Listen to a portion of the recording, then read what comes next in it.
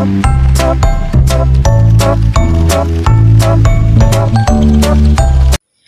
Epic of Biag ni Lamang by Pedro Bucanig.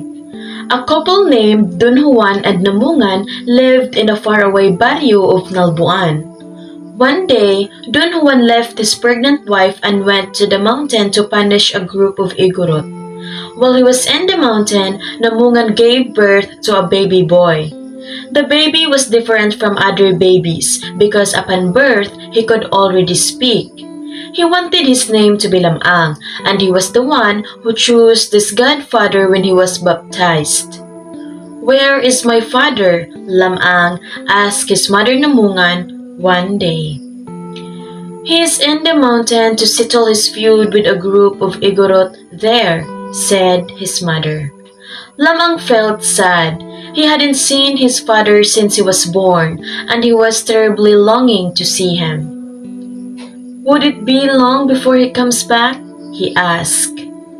"I don't know," answered his lonely mother Namungan, who was also terribly missing her husband.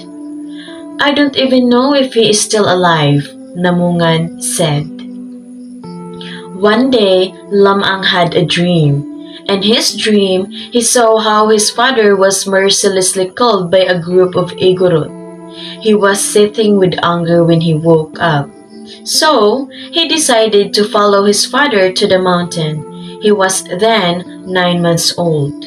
When he reached the Igorot's village, he saw them dancing around the head of his father that was on top of a thin bamboo pole, including the leader of the group, whom he tortured first before he killed. On his way home to Nalbuan, he passed by the Amburayan River. There, he took a bath with his lady friends, scrubbing his body of dirt and blood that killed all the living creatures in the river. When he was old enough to marry, he heard of the beautiful Inis Kanuyan and fell in love with her. So, he went to Inis' place to court her, taking with him his white rooster and his favorite dog. When he arrived at her house, he was annoyed to see Inis' many visitors in front of the house. So, he asked his white rooster to crow, and the rooster did. At once, Inis' house crumbled to the ground, killing all her suitors. Then, he asked his dog to bark, and the dog did. The crumbled house stood again at once. Inis and her parents went out of the house to meet him. So, the white rooster expressed Lamang's feelings for Inis Kanuyan. "My master Lamang loves you very much and he wants to marry you," the white rooster said to Inis Kanuyan in the language she clearly understood. "I'll marry you if your wealth could equal our riches," answered Inis Kanuyan. Inis' challenge to him did not dampen Lamang's spirit.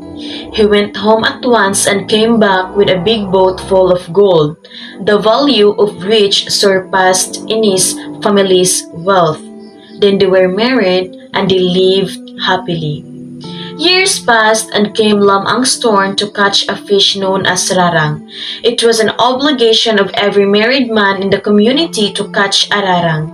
Lamang, however, felt that he would be killed by a berkahan, a kind of fish that belonged to the sea or belonged to the shark family, once he set out to catch a rarang. But he had to do his duty.